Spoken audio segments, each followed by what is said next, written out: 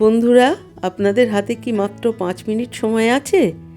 আর আপনার মন কি কোনো টেস্টি স্ন্যাক্স খুঁজছে যা তৈরি হবে সুপার ক্রিস্পি?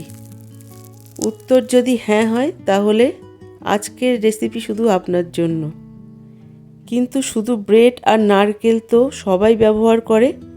আমরা দেখাবো সেই সস্তা দামের গোপন উপাদানটি যা আপনার এই রোলের স্বাদকে করবে 100 গুণ স্পেশাল। তাহলে বন্ধুরা, দেখে নেওয়া যাক আমাদের যে প্রধান উপকরণটি লাগছে, পাউরুটি। এই পাউরুটি কিন্তু কম বেশি সকলের ঘরেই থাকে।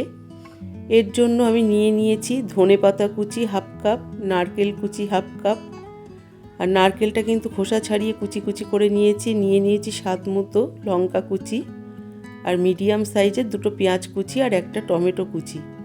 এগুলো কিন্তু সবই আমি কুচি কুচি করে কেটে নিয়েছি। দেখুন, এই নারকেলটা না দিলেও সমস্যা হয় না, কিন্তু দিলে টেস্টটা কিন্তু অনেকটাই বাড়ে। এবারে আমি পুরের জন্য নিয়ে নিয়েছি 3টি বড় সাইজের আলু। আলুটা কিন্তু আমি খোসা ছাড়িয়ে সেদ্ধ করে নিয়েছি। এই পুরটা বানানোর জন্য কিন্তু কোনো কষানোর ঝামেলা নেই।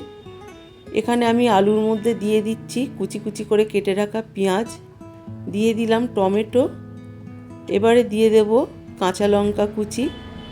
লঙ্কাটা কিন্তু আপনারা আপনাদের স্বাদ অনুযায়ী দেবেন। এবারে দিয়ে দেব কেটে রাখা নারকেল কুচি। নারকেল কুচিটা অপশনাল। এবারে দিয়ে দিলাম ধনেপাতা কুচি, দিয়ে দেব স্বাদ মতো নুন, আর দিয়ে দিচ্ছি কালো গোলমরিচ গুঁড়ো।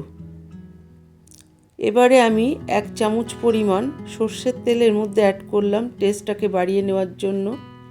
এবারে সমস্ত উপকরণগুলো আমি হাত দিয়ে ভালো করে মেখে নেব। যেমনভাবে আমরা আলু ভাতে বাড়িতে মাখি ঠিক তেমন করেই কিন্তু মেখে নিতে হবে।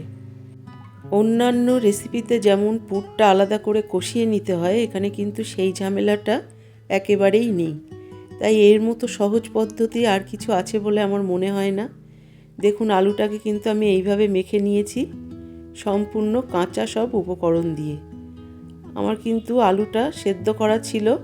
আলুটা কিন্তু আলাদা করে আমি গ্রেট করে নিইনি, হাত দিয়েই জাস্ট ম্যাশড করে নিয়েছি। এরপরে একটা কাঁচের বাটিতে একটু জল নিয়ে নিয়েছি।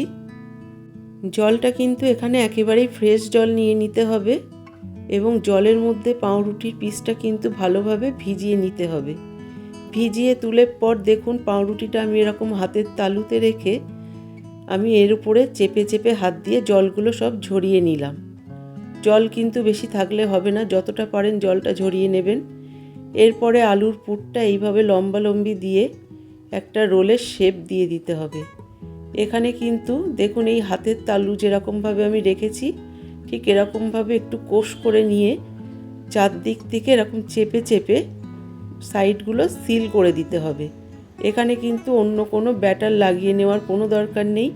পাউরুটিটা জাস্ট এরকমভাবে চেপে দিলেই কিন্তু মুখগুলো সিল হয়ে যাবে। এভাবে আমি সব কটা পাউরুটির রোল বানিয়ে দেখুন সাজিয়ে রেখে দিয়েছি।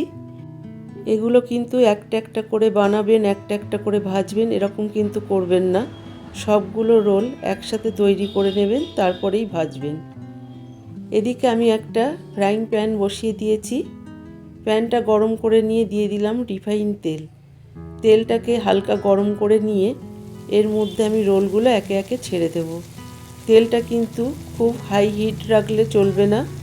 এখানে গ্যাসের ফ্লেমটা লো টু মিডিয়ামে রেখে আমাদেরকে ভেজে নিতে হবে। যেহেতু এটা পাউরুটির রোল, সেই কারণে কিন্তু হাই ফ্লেমে দিলে উপর থেকে সঙ্গে সঙ্গে লাল হয়ে যাবে, আর ভেতর থেকে কিন্তু কাঁচা থেকে যাবে। এটাকে ক্রিস্পি বানাতে গেলে গ্যাসের ফ্লেমটা কখনো লো টু মিডিয়াম এবং কখনো লোতে রেখে আপনাদেরকে আস্তে আস্তে ভেজে নিতে হবে। আর এটা খুব ধৈর্য ধরে ভাজতে হবে, তবেই কিন্তু এই রোলগুলো আমার মতো পারফেক্টলি তৈরি হবে। আপনারা কিন্তু প্রথম থেকে শেষ পর্যন্ত অবশ্যই দেখবেন, কোনো রকম স্কিপ করে যাবেন না। আর আপনার বাচ্চারা যদি পাউরুটি খেতে পছন্দ না করে, তবে অবশ্যই এই রেসিপিটা একবার বানিয়ে ওদেরকে ট্রাই করুন।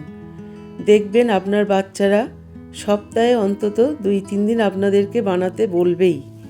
আর এরকম একটা রেসিপি থাকলে আপনার বাড়িতে যদি হঠাৎ কোনো গেস্ট আসে, আপনি কিন্তু 5 মিনিটের মধ্যে এই রেসিপিটা বানিয়ে ফেলতে পারবেন। সব কটা রোল আমি ভেজে তুলে নিয়েছি। এবারে একটা প্লেটে আপনাদেরকে সার্ভ করে দেখাচ্ছি। দেখুন বন্ধুরা কতটা লোভনীয় হয়েছে, আর এটা যতটা লোভনীয় ঠিক ততটাই কিন্তু ক্রিস্পি। আর এটা আপনারা ট্রাই করে আমাকে অবশ্যই জানাবেন আপনাদের রেসিপিটা কেমন লাগলো। তো বন্ধুরা, এই রেসিপিটা যদি আপনাদের ভালো লাগে তাহলে কিন্তু লাইক দেবেন, সাবস্ক্রাইব করবেন এবং আপনার বন্ধুদের কাছে শেয়ার করে দেবেন।